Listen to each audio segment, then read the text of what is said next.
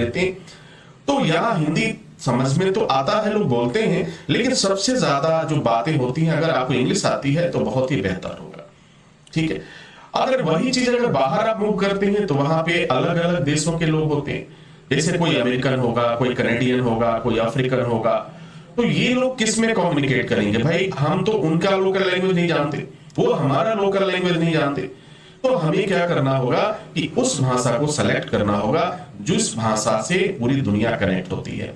और ये क्या है, केवल आपको लिखना, पढ़ना, समझना ये आना चाहिए।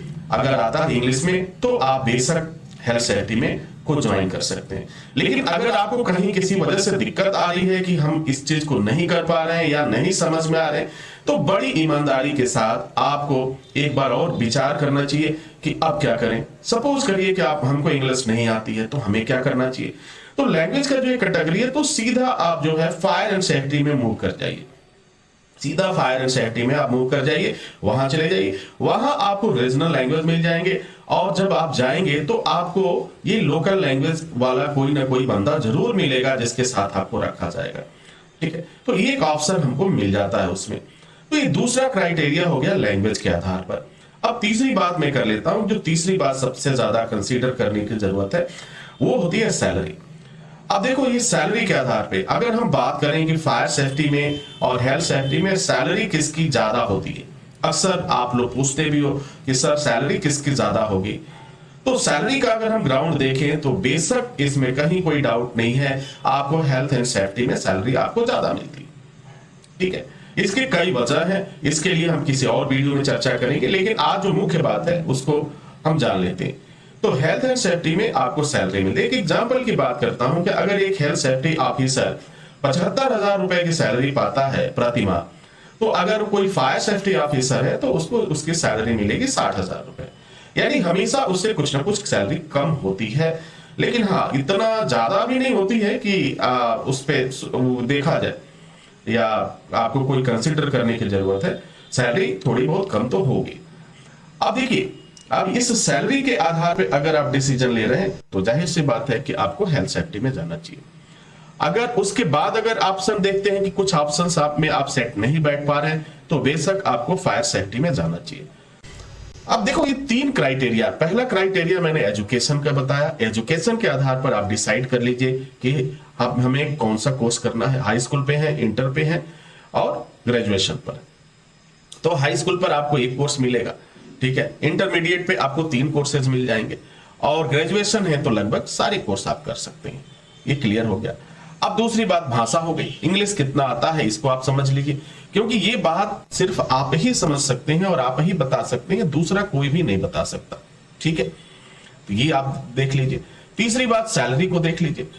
कई बार क्या होता है कि सैलरी को देख के ही बच्चे डिसीजन ले लेते हैं कि नहीं मुझे ये करना है, और इसके पीछे दूसरा रीजन वो नहीं जान पाते, जिसकी वजह से एक नहीं हमने हजारों की संख्या में लोगों को देखा है कि उन्हें आज भी नौकरी नहीं मिल पा रही है।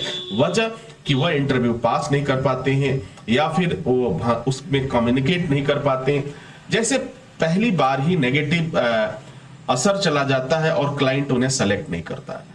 ठीक है, कंपनी उन्हें ऑफर नहीं करती है, बुलाती नहीं, तो ये दिक्कत होता है।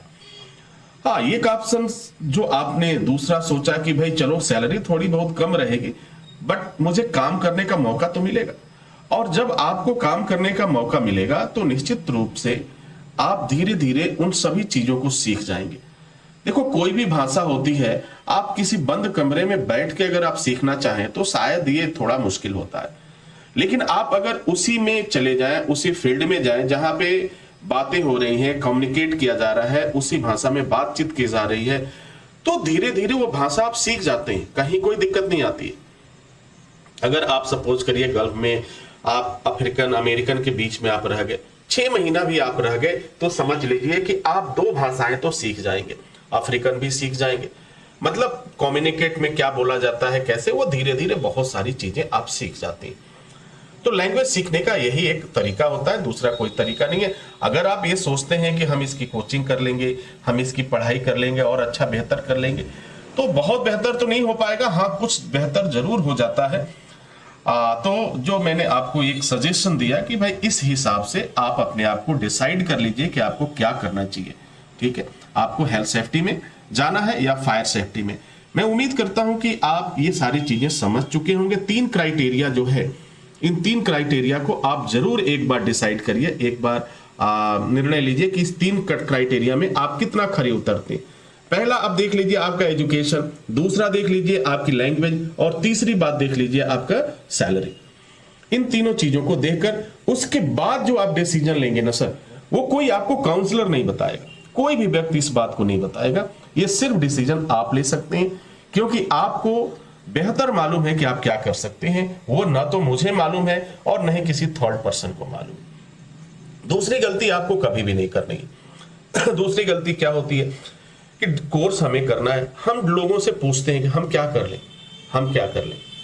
अगर उनकी बात हम मान के, किसी ने कह दिया कि हाँ भाई ठीक है मैनेजमेंट कर लो, किसी ने कह दिया नहीं एडवांस कर लो, वो तो अच्छा होता है, बेहतर होता है, लेकिन इसके पीछे की चीजों को नहीं बताते, क्योंकि उन्हें क्या मालूम। उन्हें तो आपने पूछा कि बेहतर क्या होगा, तो वो बेहतर बता देते हैं, और उन्होंने भी सही बताया, गलत तो बताया नहीं।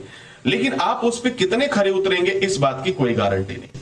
तो जो पैमाना मैंने बताया, जो पैरामीटर मैंने बताया, इस पैरामीटर को अगर आप लेके चलते हैं तो आप कभी फेल नहीं होंगे, कभी आपको दिक्कतों का सामना नहीं करना पड़ेगा। और दूसरी बात, कभी भी ऐसे कोर्स के पीछे मत भागिए जो 60 टर्म के कोर्स हैं, 3 दिन 4 दिन 5 दिन 10 दिन के कोर्सेज हैं। इन कोर्सों के पीछे बिल्कुल मत भागिए, क्योंकि कंपनियां भी बहुत अच्छी तरह से जान चुकी हैं कि कौन रेगुलर मोड का कोर्स है, कौन डिस्टेंस मोड का कोर्स है, कौन यूनिवर्सिटी का कोर्स है, और कौन पढ़ाई करके आया है। ये सारी कंपनी बखूबी जानती है, इंटरव्यूअर भी जानता है, हम उसे बेवकूफ नहीं बना सकते। ठीक है, तो आप उसी जगह पे भागिए, वहां पे जाइए जहां से आपको स्थिति बेहतर नजर आ रही हो कि यहां से हमको सारी चीजें मिलेंगी। क्योंकि जब आप बेहतर तरीके से सीख लेंगे तो निश्चित रूप से कंपनी आपको रखेगी और आप उस पर खरे उतरेंगे। लेकिन